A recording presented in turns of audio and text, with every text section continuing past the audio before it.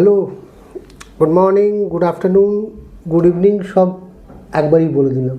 আজকে যখন খুললাম দেখলেন তো ডুয়ার্স পান্থনিবাসের ওই জায়গা থেকে, তার মানে বুঝতেই পারছেন আমি এখন পান্থনিবাসের শ্রী বালাজির অফিসে রয়েছি। তার কারণ হচ্ছে আজকে হচ্ছে 13ই ফেব্রুয়ারি, স্টার্টআপ বিলিয়ন্স মিট একটু পরেই শুরু হবে। তো আমি একটু আগে চলে এসেছিলাম, এসে আমার মনে হলো যে এই স্টার্টআপ বিলিয়ন্স অ্যাওয়ার্ড 2026-এর আমরা আজকে একদম দোরগোড়ায় চলে আসছি। তো এইটা একটু সামারি করে আপনাদের সাথে শেয়ার করি। তো আমাদের ফার্স্ট স্টার্টআপ বিলিয়ন্স অ্যাওয়ার্ডের ব্র্যান্ড বিল্ডিং সেমিনারটা হচ্ছে 19শে ফেব্রুয়ারি স্প্রিং ক্লাবে হবে। ওটা একটা ক্লোজ ডোর সেশন হয়। তারপরে মেন অ্যাওয়ার্ড শোটা হচ্ছে 28শে ফেব্রুয়ারি স্প্রিং ক্লাব। তো এই কনসেপ্টটা, এই স্টার্টআপ বিলিয়ন্স অ্যাওয়ার্ড, এই কনসেপ্টটা আমার কাছে গত বছর থেকে আমরা শুরু করি। যেহেতু আপনারা জানেন বা যারা জানেন না প্রথম এই ব্লগটা দেখছেন, যে 2025-এ স্টার্টআপ বিলিয়ন্স অ্যাওয়ার্ডের শুরুটা হয় এবং আমার বিগত দিনে আরও দুটো অ্যাওয়ার্ড শো হয়। মানে সারা বছর আমার 4টি ইভেন্ট হয়। একটা হয় স্টার্টআপ বিলিয়ন্স অ্যাওয়ার্ড ফেব্রুয়ারিতে, যেটা 2025 থেকে শুরু হয়েছিল। শক্তি সম্মান হয় মে মাসে, এবছরও মে মাসেই আসছে।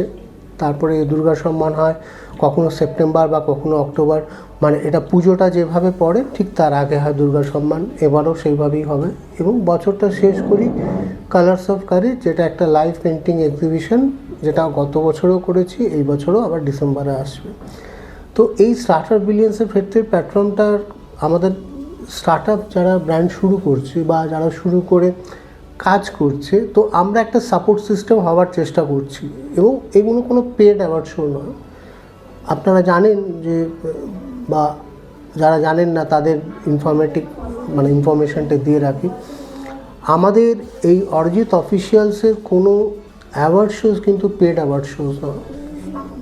যেমনি স্টার্টআপ বিলিয়ন শো পেড নয়, শক্তি সম্মান পেড নয়, দুর্গা সম্মান পেড নয় এবং কালার্স অফ কারেজ উল্টে যখন তারা ছবিগুলো সেল আপ হয়, যা সেল হয় ইটস অ্যাবসলিউটলি দেয়ার প্রপার্টি। পুরো আমার অর্গানাইজেশনটা আপনারা জানেন স্পন্সরশিপে চলে। যেমনি ওয়ান অফ দ্য স্পন্সর রয়েছে আমার শ্রী বালাজি, তারই অফিসে আজকে এই স্টার্টআপ বিলিয়ন্স মিটটা করছি। তার উদ্দেশ্য হচ্ছে, যখন আমি আমার এই প্ল্যাটফর্মটা তৈরি করেছিলাম, আমার উদ্দেশ্য ছিল একটা অর্গানাইজেশন, একটা স্ট্রাকচার বা একটা প্ল্যাটফর্ম তৈরি করা যেখানে সোশ্যাল অ্যাওয়ারনেস ভিত্তিক কাজ হবে এবং তারই একটা পার্ট কিন্তু এই স্টার্টআপ বিলিয়ন্স অ্যাওয়ার্ডটা, যে অনেক মানুষ চেষ্টা করছে। দেখুন, আমরা সবাই চেষ্টা করছি, আমি আপনার জায়গায় চেষ্টা করছি, আপনারা আপনার জায়গায় চেষ্টা করছেন। তো সবাই সাকসেসটা আজ বললে কাল হয়ে আসে, মানে হয়ে ওঠে না। আমিও 2017 এই অরিজিৎ অফিসিয়ালের জন্ম, সেখান থেকে আমি আমার লড়াইটা করছি, আমার মতন করে করছি। আমার লড়াইটা হয়তো আপনাদের কাছে বলতে পারবো না বা দেখাতে পারবো না, কিন্তু আমার একটা বিগ ফাইট আছে কিছু কাজ করার ক্ষেত্রে অনেস্টি এবং হার্ডওয়ার্ক নিয়ে করা। এই দুটো জিনিস খুব ইম্পর্ট্যান্ট আমার কাছে এবং সেটাই আমি খুব কমিটেড থাকার চেষ্টা করি, কমিটমেন্ট রাখার চেষ্টা করি এবং পুরো অর্গানাইজেশনটা আমরা ইয়ারলি স্পন্সরে রান করাই।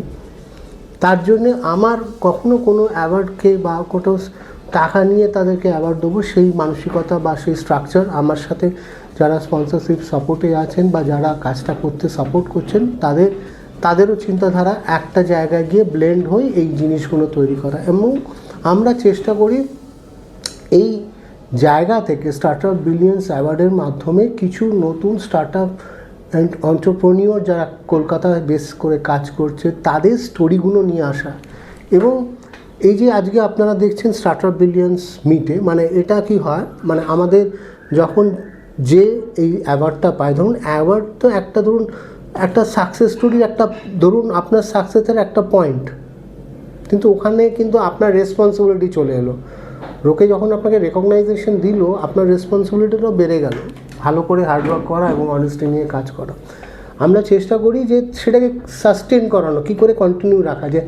মিনিমামভাবে যদি তাকে একটু প্রমোট করা যায়, প্রমোশন দেওয়া যায় ব্লগের মাধ্যমে, এবং প্রত্যেক মাসে যারা স্টার্টআপ বিলিয়ন্স অ্যাওয়ার্ডটা পায় তারা অ্যাটেন্ড করে এবং আমাকে যারা সাপোর্ট করে তারা সবাই প্রত্যেকটা আসতে পারে না, তারা কেউ না কেউ আসে এবং সেটা ছড়িয়ে হয়। কখনো আমরা স্পন্সরদের ডেনে যাই, কখনো আমরা যারা স্টার্টআপ পেয়েছিল 2025-এ তাদের ডেনে যাচ্ছি এবং এটা ঠিকভাবে মানে আবার কন্টিনিউ হবে, যারা 2026-ও পাচ্ছে তাদের সাথেও সেম জিনিসটা রিপিটেড হবে।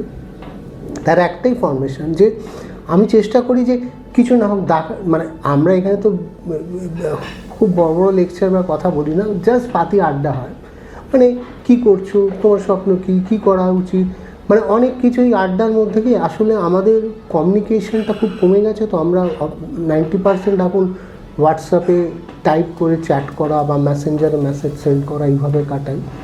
ফোনেও কথা বলাটা কমিয়ে দিয়েছি, অডিও মেসেজ করা, মানে সব প্রভিশন আছে একটা মানুষের সাথে মানুষের কমিউনিকেশন হওয়ার।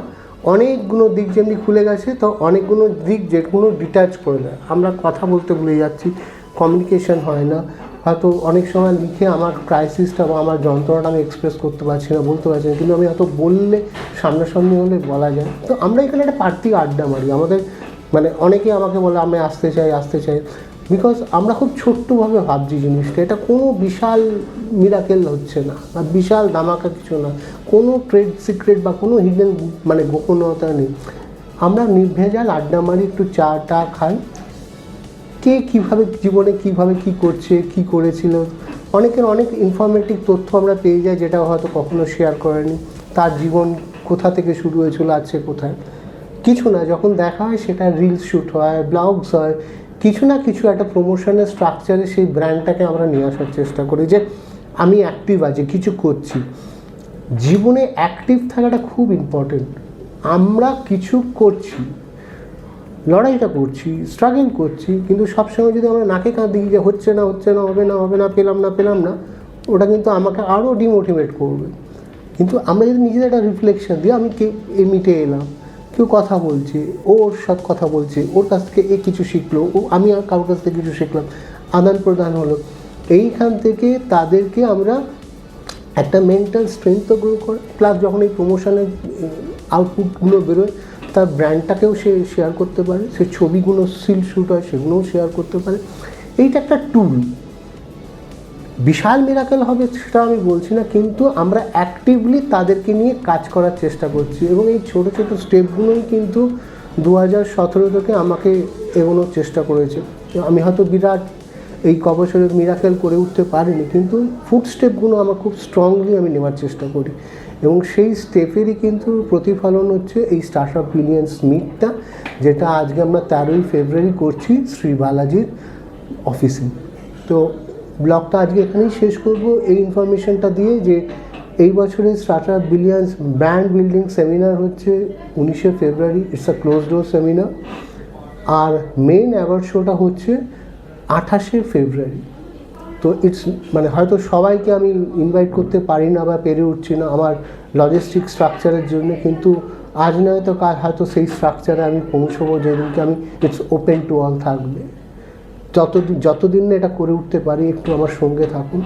আমার যে মেন ইউটিউব চ্যানেলটা আছে অরিজিৎ অফিসিয়াল ইউটিউব চ্যানেলটা একটু সাবস্ক্রাইব করবেন। এই পজিটিভ জিনিসটা আমরা যত স্প্রেড আপ করবো না, আপনি হয়তো বলছেন কী বেনিফিট হচ্ছে, আপনি একটা যখন পজিটিভ জিনিসকে শেয়ার করবেন, ওখান থেকেও একটা পজিটিভ জিনিস আপনার সাথে কানেক্ট হবে। তো পজিটিভ জিনিসের সঙ্গে থাকুন আর পজিটিভিটিকে স্প্রেড করুন।